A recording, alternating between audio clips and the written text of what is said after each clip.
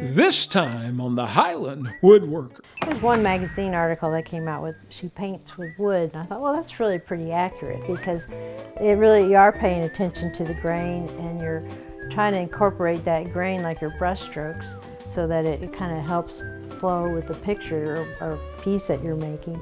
Judy Gail Roberts' Intarsia designs are out of this world. We'll take a tour of her amazing work and learn all about this unique woodworking style. Erasing layout lines without compromising your project. Popular Woodworking Magazine has the solution. These stories and more, this time on the Highland Woodworker.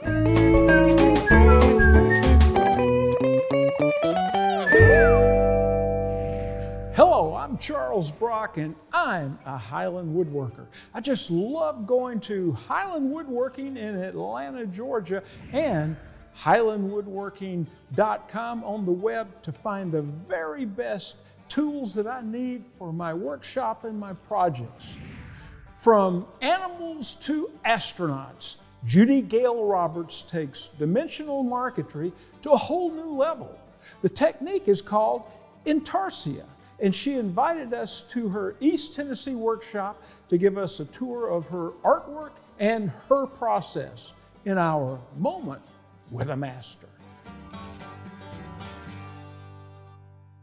Well, what you're seeing here is since 1988. This has been a slow process. So many years ago, we called them wood murals, and then we found out by sending photographs to the National Woodcarvers Association that there was a name for it, and they sent it back in a letter. This is way before emails, and had it spelled out. So I'm not sure of the pronunciation. I think from the South we say Intarsia.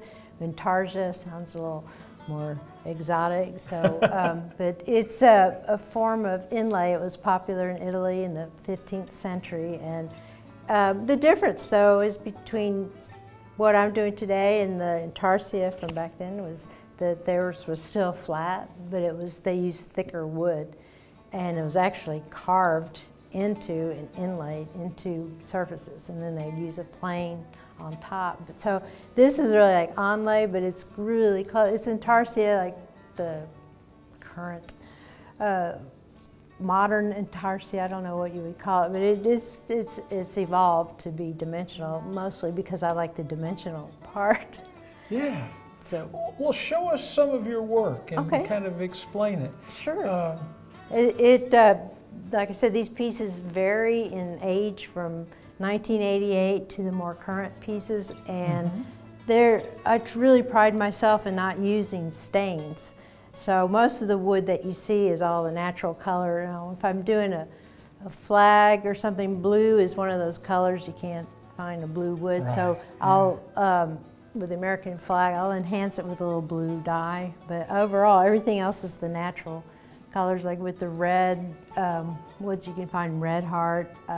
Bloodwood is also pretty bright red, and even the green poplar is a nice color, like on this Christmas wreath, to get a little more of a Christmas feel.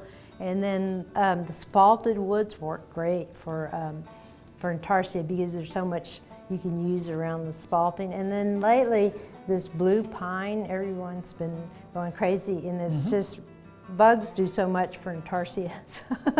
But the blue pine is also called beetle kill pine. So you can see it on this seashore, even in the sky, there's drifts of gray coming through the pine background. It really adds a whole nother dimension. And then like on this little cat with the different stripes of gray. So there's a wide variety of colors, and then it's also playing with the grains in the wood too. So it's kind of like painting with wood, and then also has a sculptural relief effect. And then this one is box elder. It's lost some of its stripes, but it was. I've seen that before. Yeah, that one. I have 3 sons. I call it my 3 sons. I made this one 3 times. This one, and then I made one with the cross section of a log of pine. And that one I sent a picture to the CBS morning show, and about twice a year they'll show it and they'll let me know, oh, it's going to be on. That's that where may I've have been seen that. Yes. That's just marvelous. So like with the raccoon and the others, that's kind of a stock number for patterns that you've been making for years and selling to people that are interested in learning how to make APs. Right, right. So it's good. So when they buy a pattern, they get a photo of the finished piece, and then on the pattern I'll have some helpful hints and instructions, and then they pick out their own wood and make their own projects with that. This looks just like a picture of something for the space flight. Can you tell me about that? Sure, sure. Well, that's what this is just a photograph, but we were contacted by NASA to do, it was the 50th anniversary of the Apollo 11 landing.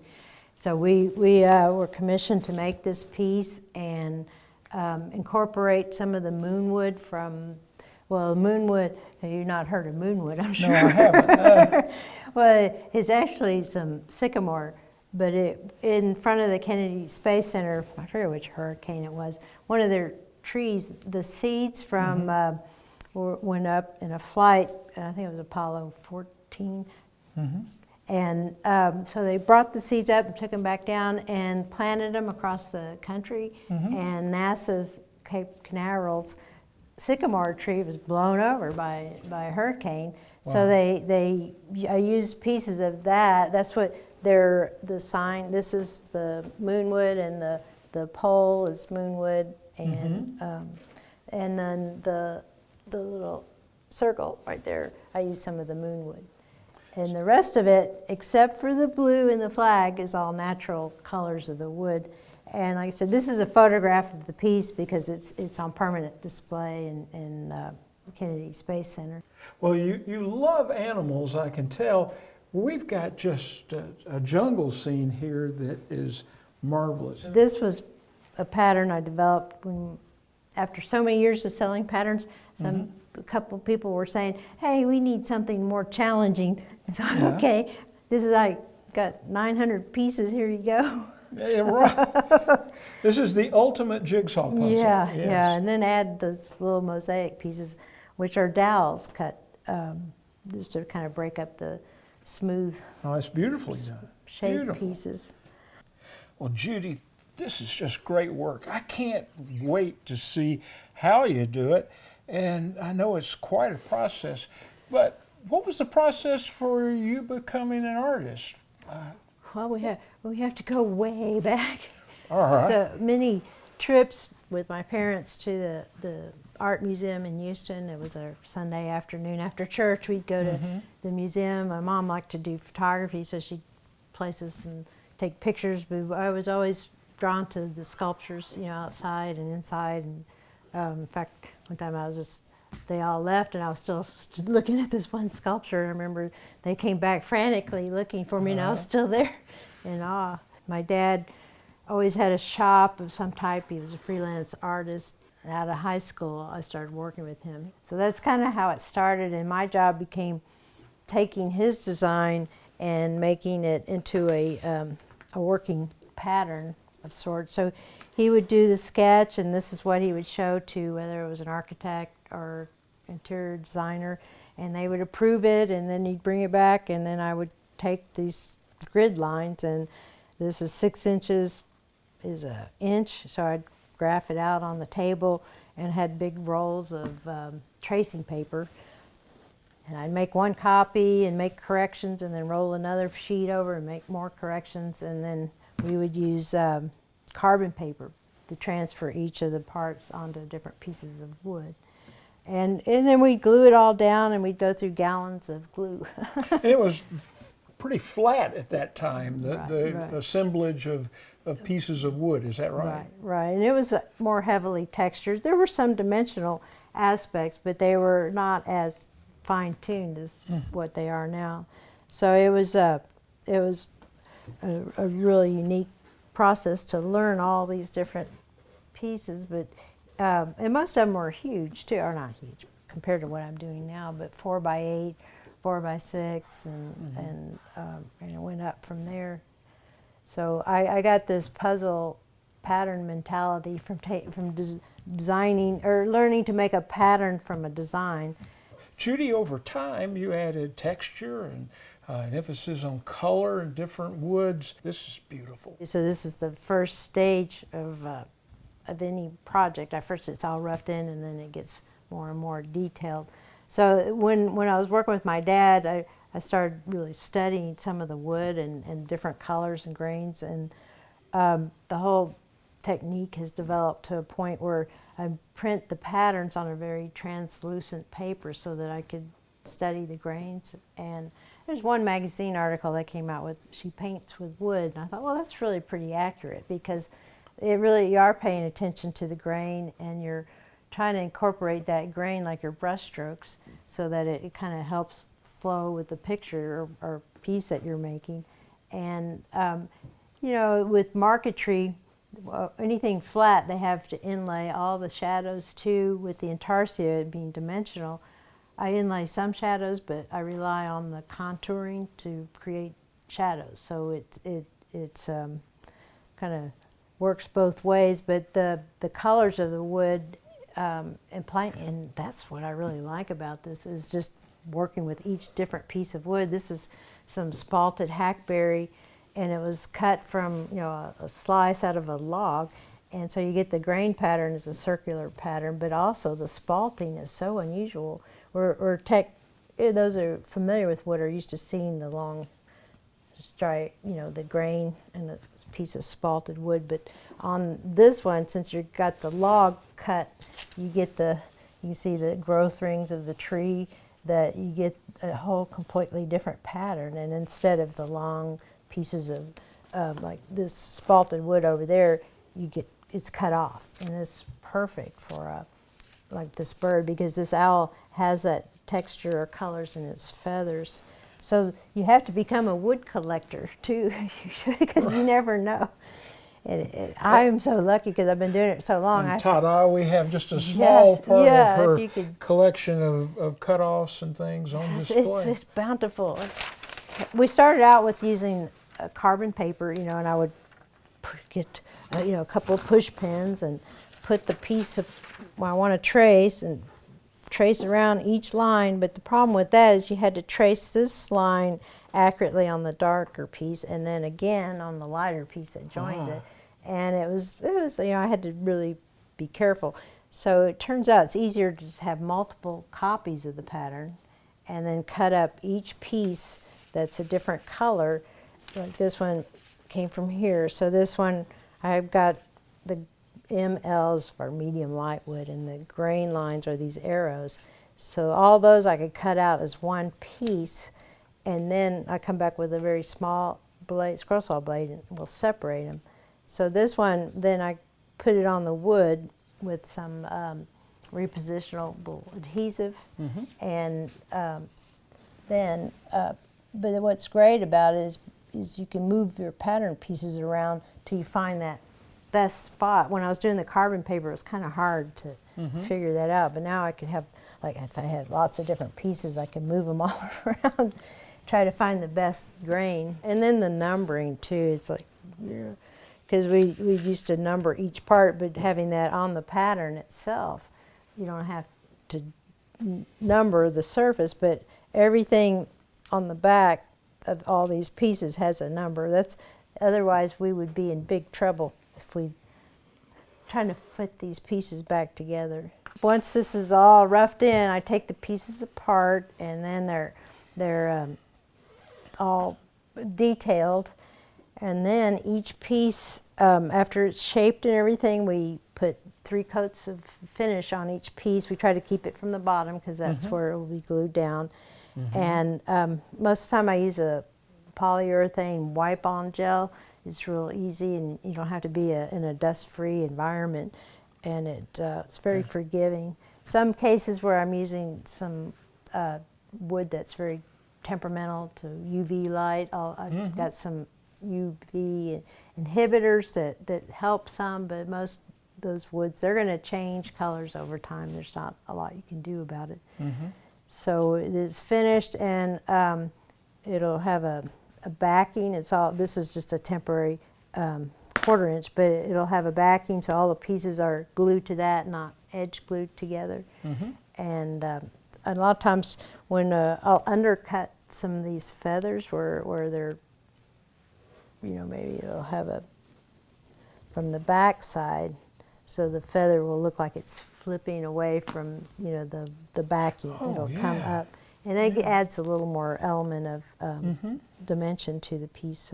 So that part, if I have enough wood on the surface left to do it, but it works out good. Judy, when did you realize that you were an artist? You know, it started in junior high school in our first art classes where we were handed a piece of clay and we're making stuff, and I was making, I don't know, a turtle or something. It was really coming out like a turtle, and I started looking around and I thought, what's the matter with these kids? They just look like blobs of clay. You know, they're just not trying. And I thought, God, yours looks funny. I didn't say it to them, but I just started to notice that I see things a little differently than they do, that they just couldn't see. And who knows what they were thinking about mine. I didn't think about it that way. But I really started to realize that the way I grew up, my parents pointed so many things out, like those trips to the museum I brought up. And I just could see how I wanted it to look already in my mind before I started shaping it. I had the thought process, and I think that that's what they developed in me growing up, is the thought process. So I think a lot of it still can be learned, but I just started at a very young age learning how to see things and visualize in my mind what I want it to look like.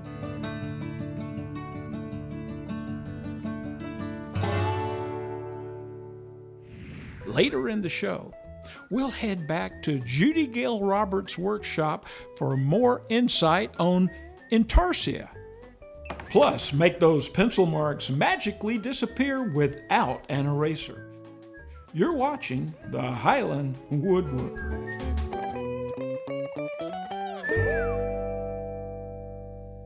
I'm just an average, down-to-earth woodworker. On a scale of 1 to 10, I'm probably about a 5. But one place I score a perfect 10 is right here, and I plan on keeping all 10. That's why I have a SawStop table saw. And there's more. Plenty of power, superior dust collection, and absolute accuracy. These features have made it the best-selling cabinet saw in America. Let Highland Woodworking help you put a SawStop in your shop.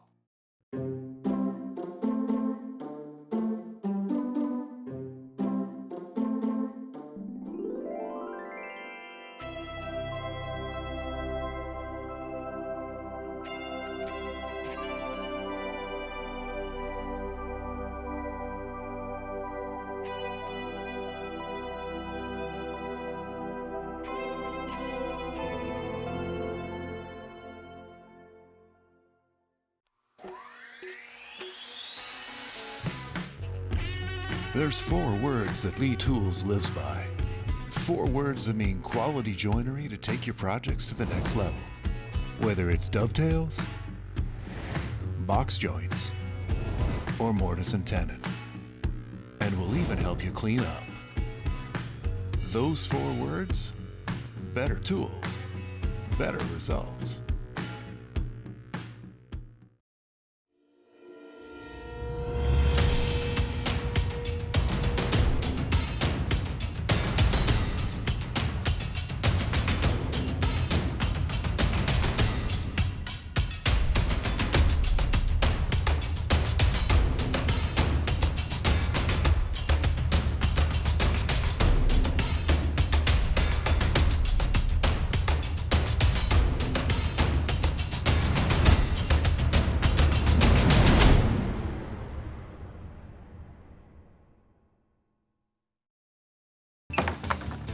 Well, just about every project requires some type of layout work, whether it's joinery or something as simple as the location of a hole.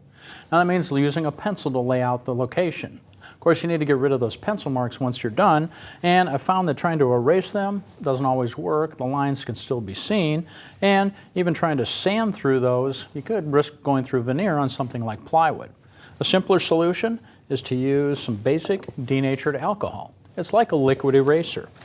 All you need to do is grab a cloth, Get a little bit on there, and then just rub it around until the layout marks are gone. The nice thing about denatured alcohol is it won't raise the grain on something like veneer, and once it evaporates, you see the layout marks completely gone. It's a great solution to get rid of layout marks.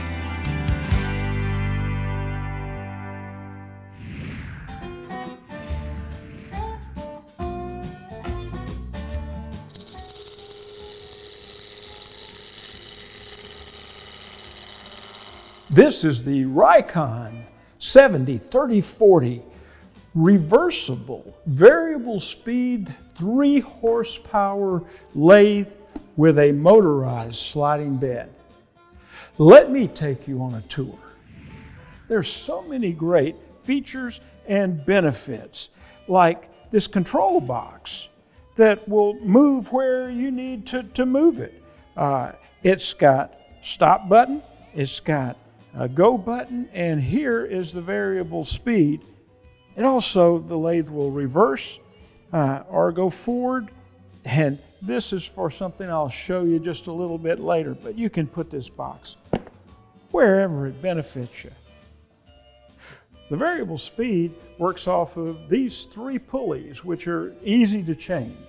It goes from 20 RPM up to 3,850 RPM with a lot of torque from that 3 horsepower motor.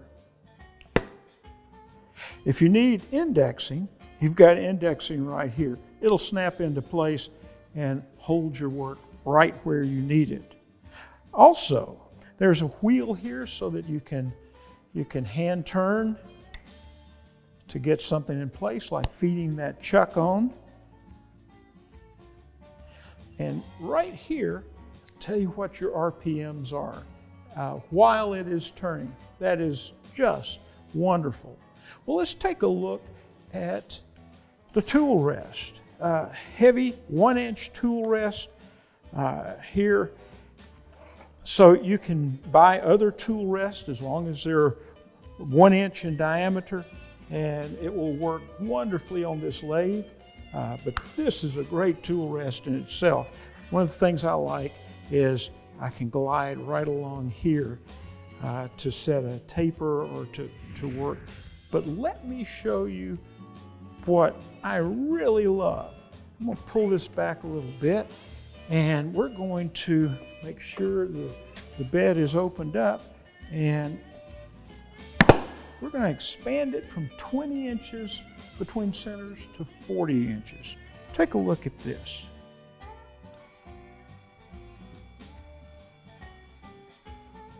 Now, what good is this? Well, the benefit is you can turn a longer spindle, but you can also turn about a 15-inch platter from this center right here. You'll have a 15-inch radius there from the center of the platter, which means almost 30 inches can be turned right there. This is just so well thought out. And I just love doing this. Sometimes I just come into the shop and I watch it go back and forth. This is amazing engineering.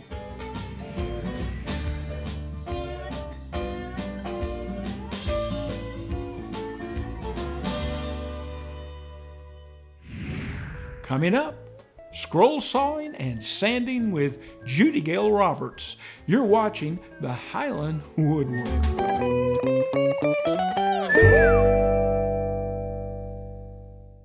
Whiteside Machine Company has been in business for over 30 years, providing customers with quality router bits.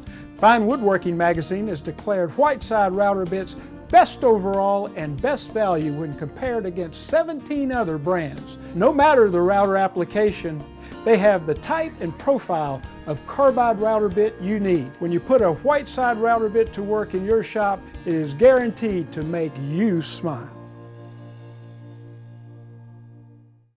Highland Woodworking stocks a wide selection of Rikon power tools, known for their innovative design and rugged durability. Highland has sold thousands of Rikon's industry-leading bandsaws with sizes to fit every woodworking need, from the compact, affordable 10-inch model to competitively priced 14 and 18-inch models. Shop us also for Rikon's reliable planers, lathes, and professional low-speed grinder, all with an exceptional 5-year warranty. Rikon Power Tools.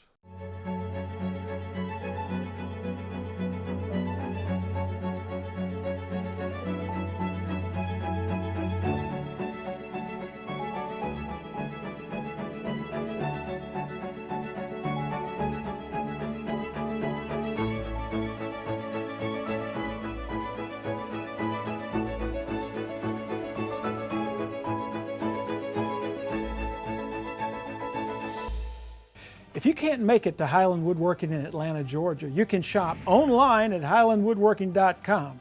They're great at getting what you want to your shop quick.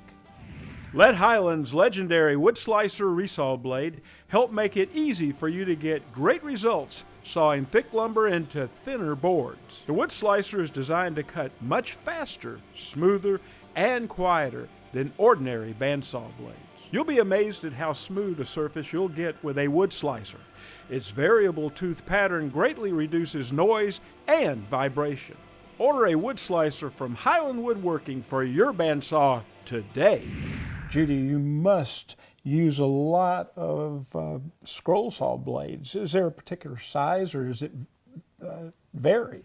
Well, it varies, but average the scroll saw blades, you know, the smaller the number, they go down to 200, and those are almost like your hair. Really? All the way up to 12. And we use a 3 and a 5 a lot, but we've been using 3s more. It depends a little bit on the wood too and how hard it is. Yeah, that would make a difference. It does. So if, like on this particular piece, I'd use a larger, like a 3 or a 5 to do cut these lines, and then to separate pieces that go back together, we'd use one of those 2/0 blades that are really fine. So it has a smaller curve, so less wood is lost with each cut. So then when we separate these, it's just a minimal amount of wood. And this one is separated, but you just can't see it now. So once I take this off of this piece, then I come back and these individual feathers will have some detail, so you'll see this ruffled, feathered look on his. Oh yeah, you can chest. see. Yeah, you can't see it, but it has, this is, a line there. this goes right there. So once it's separated, you know, it'll get the little details. So now it's pretty much, you know, it looks like one big piece of wood. This pencil, believe it or not, is a very important tool for shaping. So what I do is I start in the background and I work my way up to the thicker pieces. So that way, like on the owl's feet, I mark a definite pencil line, so I know, you know, that if I stay on that, above that line, everything's gonna look right. But in this case, there's a feather on top of the foot, so I'm gonna sand it below that edge. And so I'll take the piece out, and as you know, we all know once you sand it off, you can't put it back, so we try to be careful. So sometimes I'll mark a goal line, like I want to take it down at least so it's a 1/16 of an inch under this feather. But down here, I want to stay above my line, so I'll make myself little notes, because it makes sense here, but then you'll walk over to the sander and then like, oh, what am I doing? You know. So I try to give myself as many cues and clues as possible, and so I'll take it over to, I have all these different varieties of sanders, but this is a nice little sander, and I could see, especially with all these little pieces.